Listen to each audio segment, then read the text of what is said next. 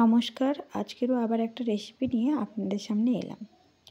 আজকের এই রেসিপিটা ছোটোবেলা থেকে যখনই মাছ কম থাকতো মাকে দেখেছি এইভাবে রেসিপিটা বানাতে। তবে তাই আজকের আমিও ভাবলাম এইভাবে রেসিপিটা আপনাদের সঙ্গে শেয়ার করি।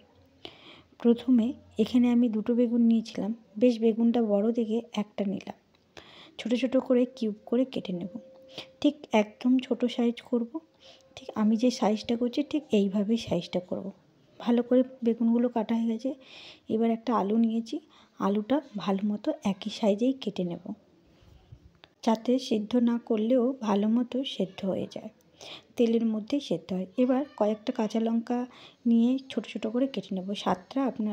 লঙ্কা 7টা আপনারা দেবেন। এখানে 3 পিস মাছ ছিল একদম ছোট সাইজে, তাই এই 3 পিস মাছগুলোকেও ছোট করে কিউব করে কেটে নেব। এবার একটা কড়া নিয়েছি, কড়াটা গরম হয়ে যেতে পরিমাণ মতো সর্ষের তেল দিয়ে দিলাম। তেলের মধ্যে আমি কয়েকটা শুকনো লঙ্কা দিয়েছি, দিয়ে ভেজে তুলে নিলাম।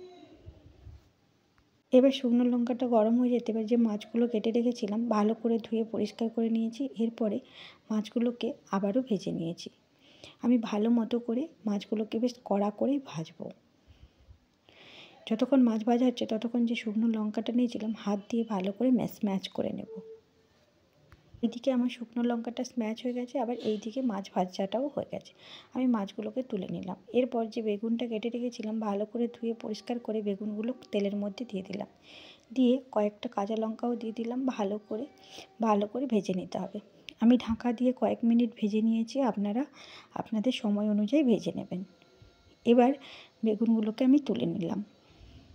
এবার ওই একই কড়াতে অল্প পরিমাণে সরষের তেল দিয়ে ফোড়নে দেব একটা শুকনো লঙ্কা আর 1 টিস্পুন মতো গোটা জিরে দিয়েছি।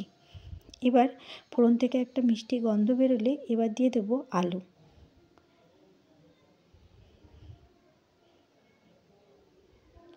বেশ আলুটা ভাজা হয়ে গেলেই দিয়ে দেবো একটু হলুদ আর লবণ দিয়ে কিন্তু ভেজে নিলাম। ঢাকা দিয়ে বারে যতক্ষণ না আলুটা সেদ্ধ হয় ততক্ষণ পর্যন্ত কিন্তু ভেজে নিয়েছি। এখানে কিন্তু আলুটা সেদ্ধ হয়ে গেছে। এরপর এখানে দিয়ে দেব যে বেগুনগুলো ভেজে তুলে রেখেছিলাম সেগুলোই দিয়ে দেব। দিয়ে আবারও মিনিট 3 মতো ভালো করে দুটো একসঙ্গেই ভেজে নেব। এই রান্নাটা আমার মা করতো, আমার তো খুব ভালো লাগতো। এবার মিনিট 3 ভাজার পরে যে মাছগুলো ভেজে রেখেছিলাম এই মাছ ভাজাগুলো দিয়ে দেব।